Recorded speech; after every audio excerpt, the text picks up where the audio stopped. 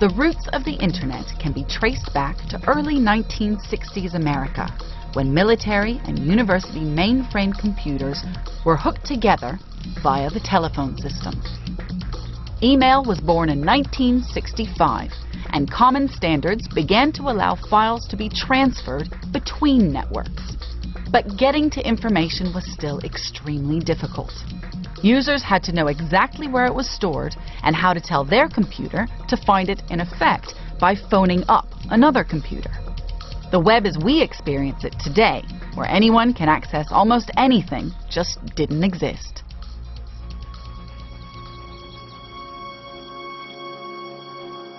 In this world before websites, if you went online, you were walled into small corners of cyberspace. To create the web as we now know it would take someone to write a common language that would link the data stored on computers around the planet. A man who would invent the World Wide Web. I invented the web just because I needed it, really, because it was so frustrating that it didn't exist. Only by creating a global information network that anyone could access would the web become a leveling technology. The story of its development begins deep underground more than half a century ago.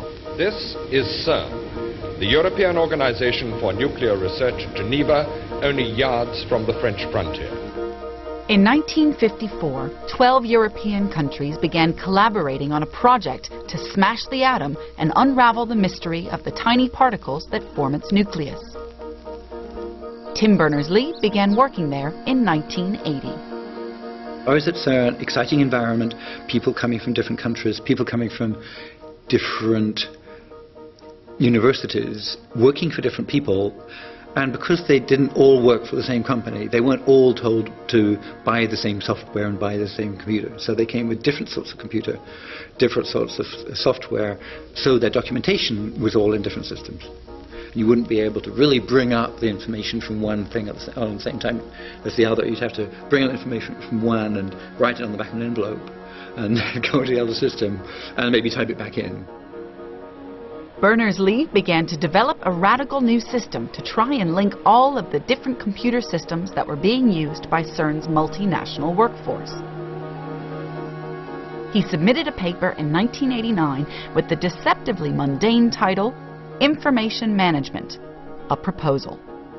I wrote a memo about the idea and I put it around. It turned out that my boss had written vague but exciting in the top corner of his copy, and that was perhaps why he let me do the project in my spare time. Berners-Lee took some already existing software tools and created something revolutionary. His vague but exciting idea would become the World Wide Web. And at CERN, on the 6th of August, 1991, the first website went online.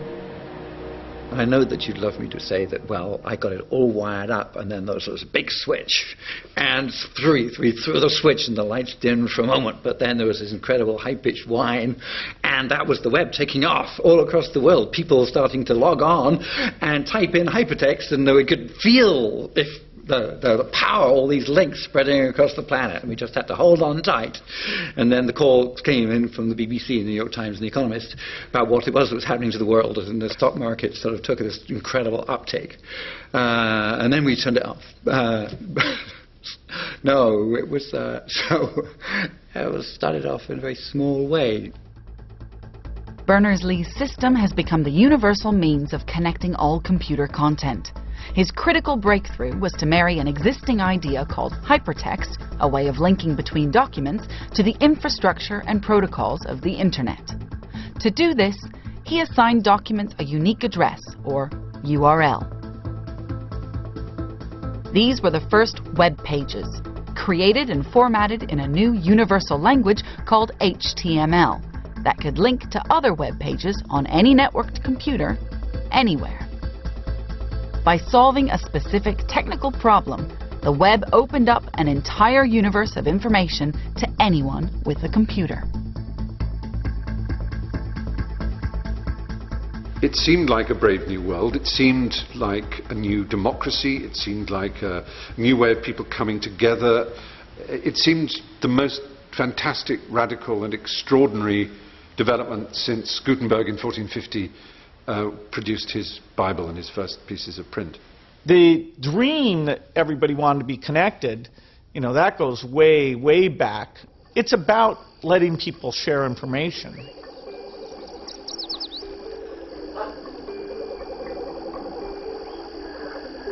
Built into the web's design is an ability to connect individuals without great wealth or power.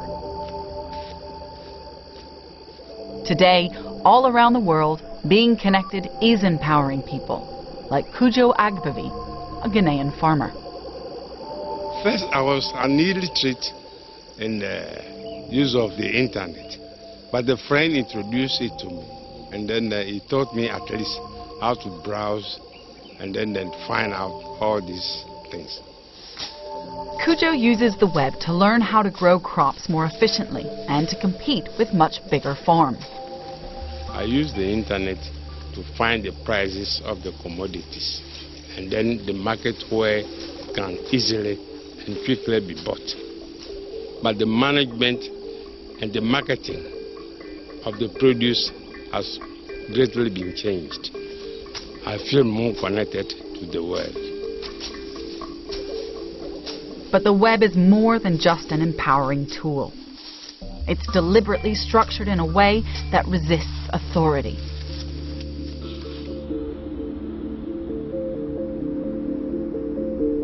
The web was designed to give all users equal access.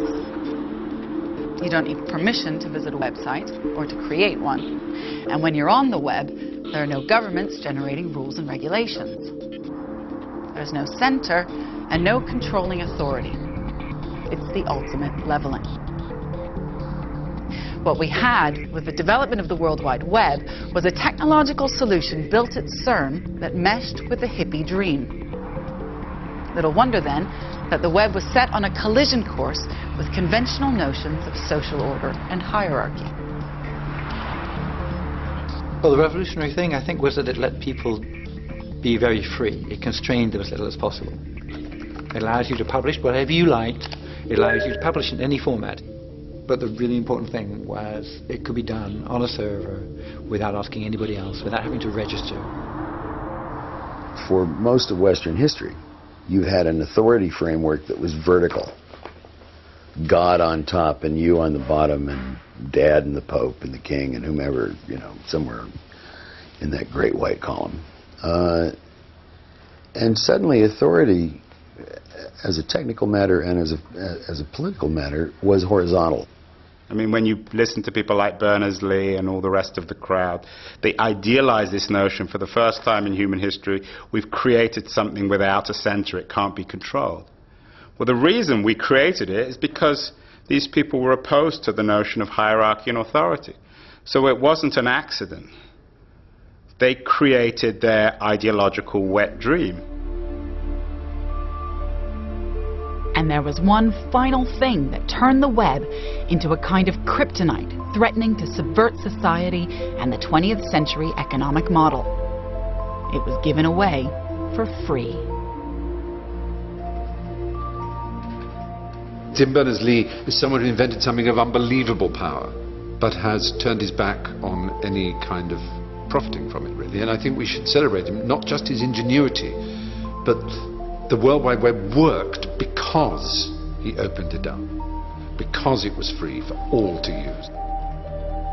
It's true open source in that sense, and he should be daily thanked by everybody who gets any pleasure or profit out of the World Wide Web for that supreme act of generosity, selflessness and idealism. Tim created a kind of set of tools, if you like, which he gave away to the world and said, I've created this toolbox, I'm not quite sure what to do with it, but see what you can do with it. And by giving that away, rather than controlling it, he started a whole process of huge social and cultural innovation.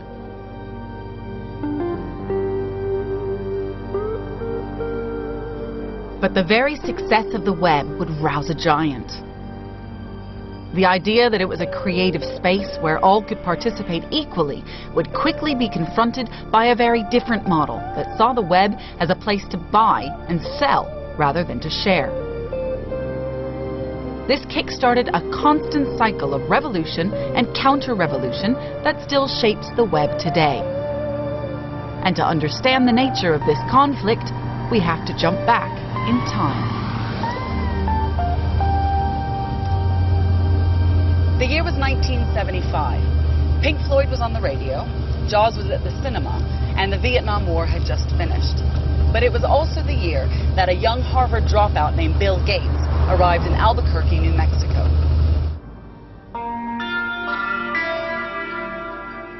Gates had come to New Mexico to work for a small company called MITS. And 30 years ago, some of MITS's biggest customers were amateur rocket enthusiasts.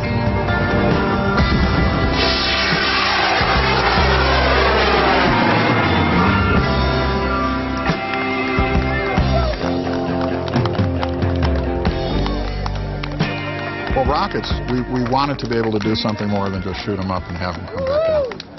And the MITS Corporation created the first really small instrumentation packages so that we could take data, much like you take data and plug it into your computer today.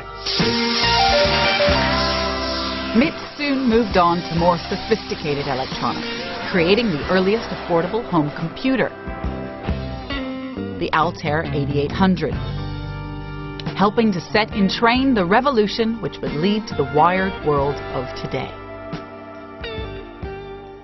The personal computer was the template on which the web had to be created. You had to have millions of these common machines in order for it to make any sense.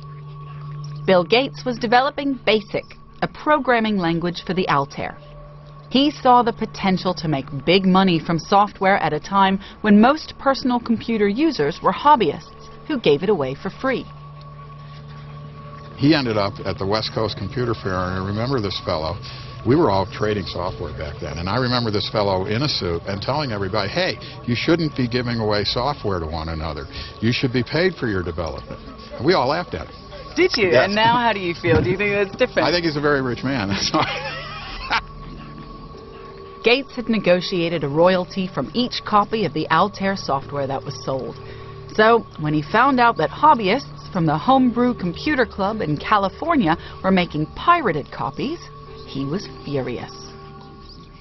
Well, we had one copy of the tape that our club library had purchased, and one member of the club took that tape and borrowed it for 2 weeks. And when he came back, he brought back like 4 copies. And we got a letter from Bill Gates, all upset, copyright, you're copying software and you shouldn't. Because it was basically, hey, you have to pay for what you use. When we started Microsoft and some people were copying the BASIC tape, I said in a letter, hey, we'll write more software if more people pay us. Something should be free and something should be paid for. 20 years later, Bill Gates and Microsoft would return to restage this battle online. The software for the World Wide Web had been given away for free because Tim Berners-Lee, like earlier pioneers, believed the online world should be about an ideal of sharing. For Bill Gates and others like him, it was simply the biggest business opportunity of the century. The early internet felt like a radical departure from business as usual. There was this other dimension to human experience, which is really hard to relate to today, that had nothing to do with money. When business came onto the internet, the object of the game was to monetize this thing. Before the web, the internet was administered by a public body and business was banned. This was only overturned in 1994, and these two opposing ideologies would slug it out in a battle for the soul of the online world. The most significant conflict began in 1995, when Microsoft launched Internet Explorer and set out to beat all competition. They effectively forced computer manufacturers to sell machines with it pre-installed. From nowhere, Microsoft ended up with more than 90% of the market. Hey, this is software. We can do anything. Only legal action by governments prevented total domination and the risk of the web becoming a kind of branded Microsoft experience. Microsoft is a monopolist, and it engaged in massive anti-competitive practices that harmed innovation and limited consumer choice. But the legal battle wasn't just about Microsoft. It was about two completely different ideas of what the web should be. I think right from the beginning there are kind of two competing views about the web playing out, which still play out now. One is that the web is this home for collaboration, for sharing, for allowing information to be free, for people being able to create things together in open platforms and sharing ideas. And that's embedded in the kind of geek hippie culture of the homebrew computer club right at the start of all this in the 1970s. And then there's another, which is the kind of Bill Gates, Microsoft corporate view, which is, wait a minute, how do you pay the mortgage? The legal ruling meant Microsoft had had its wings clipped, but the commercial ideology it represented was in the ascendant. And in this, the era of the dot-com boom, it seemed the web was ripe for business exploitation. But soon, the balance of power would shift once more. As Internet Explorer popularized the web, bringing millions online, people began to learn what the web could do, for better and for worse. Its potential and our potential would pose a particular challenge to traditional notions of ownership, creativity, and power. The web's anti-business leveling potential was about to re-emerge in a shocking new way. It would undermine centuries-old notions of copyright and property. The story begins with an 18-year-old in a college dorm room. I started it, just because I thought it was exciting. It was just sort of a small project. It ends a few years later with a multi-billion-dollar industry on its knees and more in the firing line. Real people downloading Metallica master songs. They want to sue everyone between the ages of, say, 13 and 30? I don't think so. I guess I would be lying if I said that I didn't have any or didn't fear, going to jail. The music industry would be just the first of many to discover the web could destroy established business models. In 1999, Sean Fanning released a small piece of software on the web called Napster. He first had the idea for the software at college. I got paired up with a roommate who loved obscure rap music, and it was, around that time that I started envisioning an idea where people could install a piece of software that would let them share their music collections as well as access other people's collections. Napster took advantage of the shift in music from CD to digital formats like MP3s that were easy to copy and swap. It allowed web users anywhere in the world to share music illegally with one another for free rather than buy it. The software pooled information about the music on every computer that linked to it.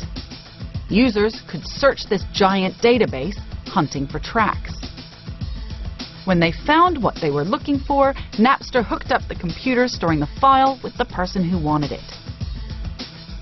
At the click of a mouse, music piracy had gone global. The leveling, sharing dream of the web had produced a more sinister outcome, encouraging thousands of people to break the law for the very first time. The band Metallica became the music industry's unlikely mouthpiece.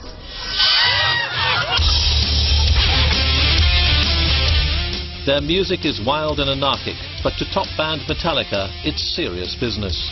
When fans download it for free, Metallica gets angry. If you have the right to download my music for free, then let's say that you're a plumber or you're a car mechanic or whatever, then I have the right to call you up at any time and demand that you come over and fix my plumbing for free, or that you come over and fix my car next time it's not functioning for free. I never imagined at the outset that Napster would change the music industry at the level that it did, but they certainly felt the pain of being forced into a world of digital distribution. After 2 years of legal battles, in 2001, Napster was restricted, then shut down. But other more sophisticated services simply took its place. Today in Britain, the entertainment industry claims 95% of music exchanged online is unpaid for, and lost revenue from illegal downloads of films, software, TV and music is worth £531 million. Our computer technology lets us copy everything instantly. It's very scary. It means a new world. A new world's ahead. And it may take decades. It may even take centuries before we actually get to the final ending point. So the web has threatened the way any traditional industry based on information and communication does business. But this dramatic shift involves more than just theft and piracy. It also is about a way in which the web appears to be staying true to its anti-authority, leveling ideals. The web's essential design, the ability to share information globally and instantly at virtually no cost, wrenched control from the traditional middlemen, the agents, the publishers, the newspaper editors. It allowed people to connect directly with one another, so everyone could have an audience or a following. In this brave, new, connected world, you didn't have to be anybody to be a somebody.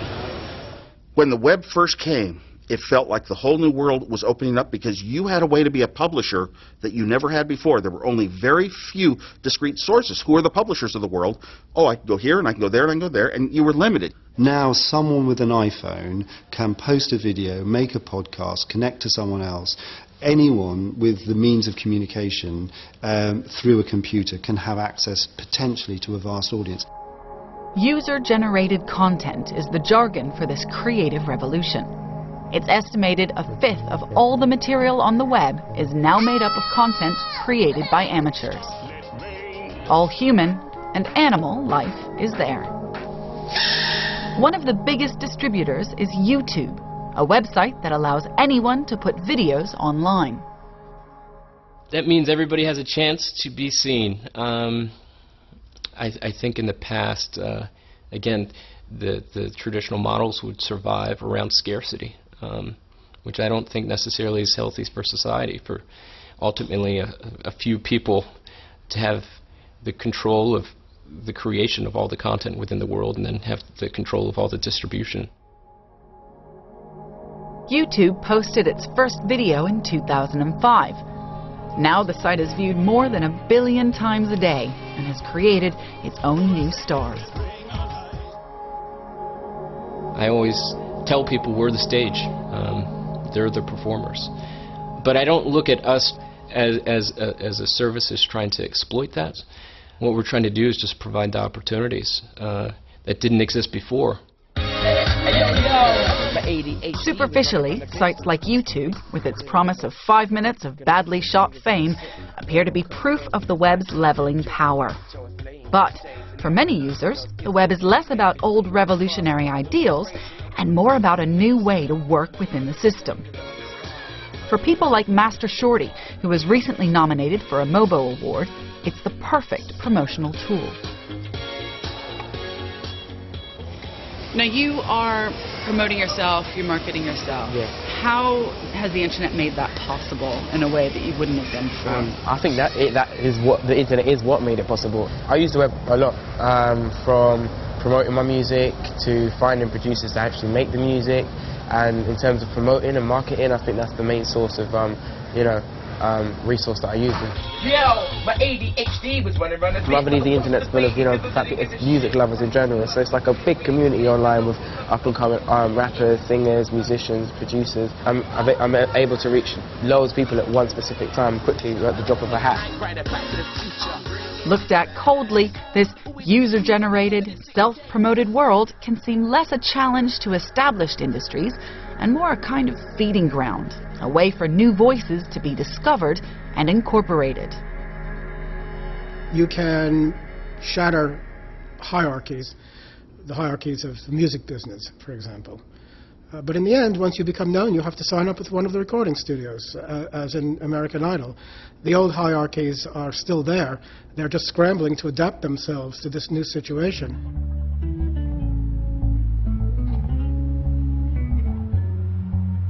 The web does make it easier to produce and to share, but that doesn't necessarily mean it's democratizing creativity.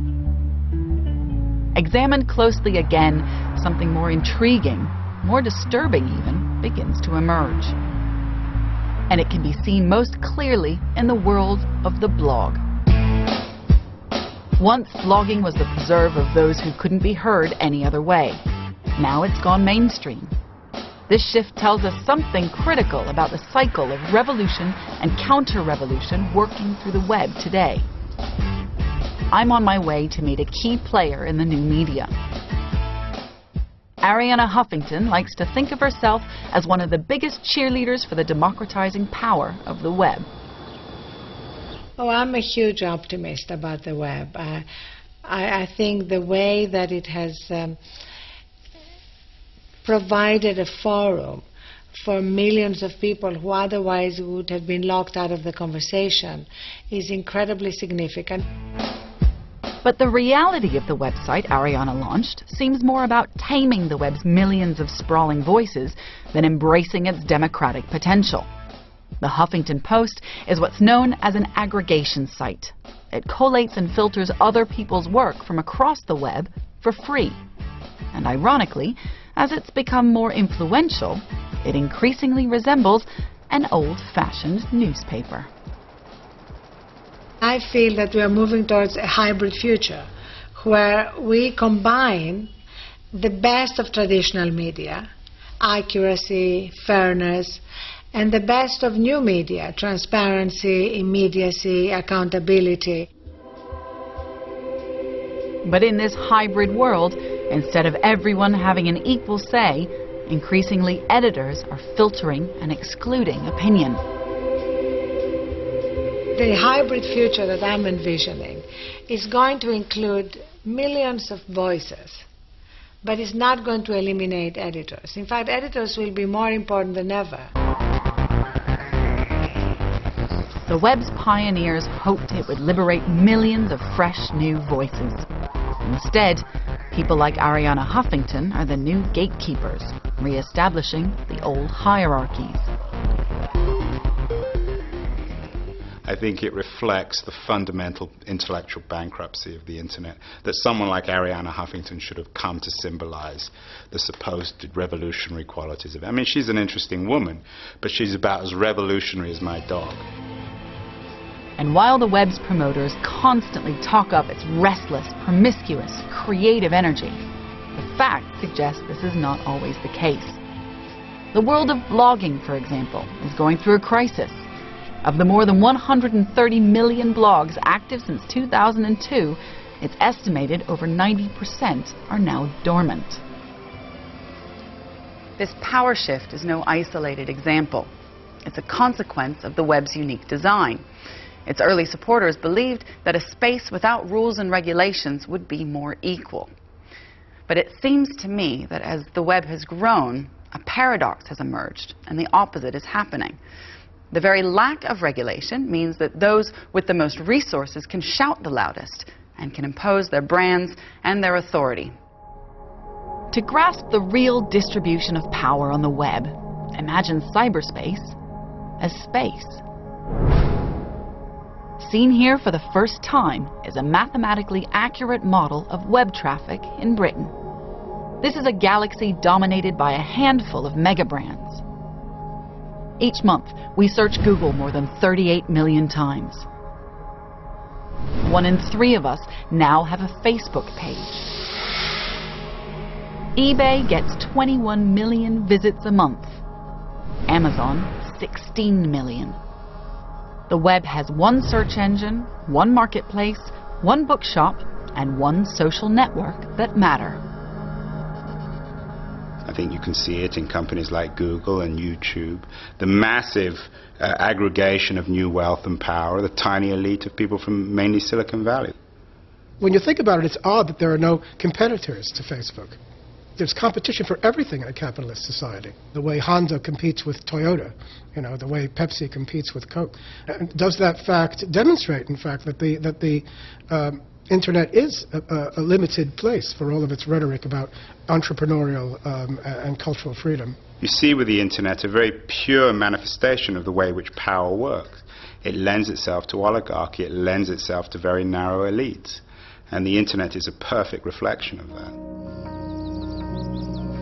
And now, 20 years on, with much of the developing world beginning to come online, the man who invented the web is worried about its future. The concerns that I have are that there will be some sort of central control. And in some countries, it's the government, and in some countries, it's the companies. And I think we have to be always vigilant about these threats, or the whole web will become too frightening to use. So does the emergence online of these new power blocks mean the web's leveling days are over? Is the idealistic vision of it as a unique space where we're all equal simply a nostalgic memory?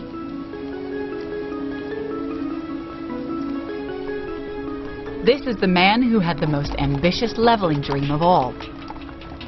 My journey has come full circle, returning to Wikipedia. Its creator wanted to unleash the power of the crowd to democratize all of human knowledge. Jimmy Wales is the man behind the world's user-generated information source. Wikipedia in many ways does break down a lot of hierarchical assumptions that people have. It turns out that it's easier to get quality when you have more people participating, and when you judge the quality of someone's work on its own merits rather than paying too much attention to their credentials. But as Wikipedia has grown, it's struggled to keep its dream of empowerment alive. It's been forced to toughen up its rules to prevent pages being hijacked. Instead of truth emerging by consensus, increasingly, it has to be policed. It's funny that we used to be criticized for being too egalitarian, now we're criticized for being too elitist, and somewhere in the middle, we passed the day when everything was fine, but and no one noticed. A whole system has evolved that attempts to reconcile open access to Wikipedia with the need for accuracy and authority. Editors can lock pages. A few thousand administrators can delete them. 12 members of an arbitration committee adjudicate on disputes. And at the top of the tree, there's Jimmy Wales himself. We're actually more structured like the British system than anything else. You know, that we have this very interesting mix of democracy and aristocracy and checks and balances. So do you think that it's human nature for elites and hierarchies to emerge? I don't even like the terms that you're asking the question, because I think when we talk about elites and hierarchies, people are thinking, or they will tend to think in terms of top-down structures, authoritarian type structures, whereas what I see happening is that communities can come together, create norms and standards and institutions for dealing with those things. But it also involves drawing some lines and saying, look, at some point you're not being constructive and you're not really, we don't want you here. We've seen how the rampant piracy on Napster, creative freedom offered by blogging and YouTube, and the amateur scholarship on Wikipedia can level the world. But even in these revolutionary web spaces, a counter-revolution has inevitably followed. The web is being colonized by new gatekeepers and new elites. And so the real question for me is whether the web is inherently unequal simply because it mirrors the inequalities and the hierarchies in our world.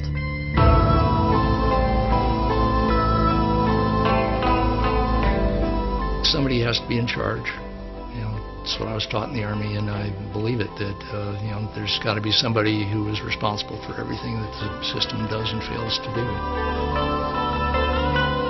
Well, hierarchies will emerge. I mean, you know, it's a rare species that doesn't have a pecking order. I think the web will really take on the contours of what culture has always been. There'll be hierarchies, there'll be elites. Like all technology, the internet is not a cure for human nature, it's an amplification of human nature, both the good and the bad. I've talked about it being open and free in the sense of freedom and decentralized, but I think it would be very wrong to assume that if you connect a country, it will become equal. For me, the most important question about the web today is whether its idealistic beginnings have been relegated to history. I don't think so, because I believe the web is more than a simple reflection of our world. Instead, it's endlessly reinventing itself. And by placing so much power in the hands of the people who use it, whenever one part of the web is closed down, colonized, and controlled, the technology opens up new frontiers. It's a space of perpetual innovation. No one can stop it, but we do need to take care of it. This virtual revolution is an extraordinary challenge and responsibility, and an extraordinary opportunity.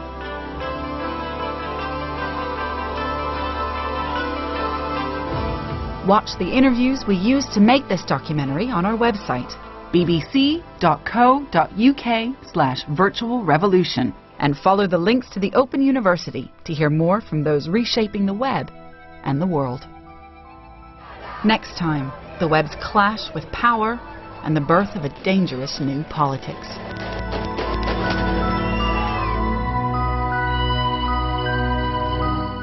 And that's next Saturday night. The series continues at 8:15 here on BBC Two. You can see the winning entries of the Virtual Revolution short film competition by pressing the red button now. And there's comedy next for BBC Two. Joe Brandon, Sean Locke joins Stephen Fry for QI XL next.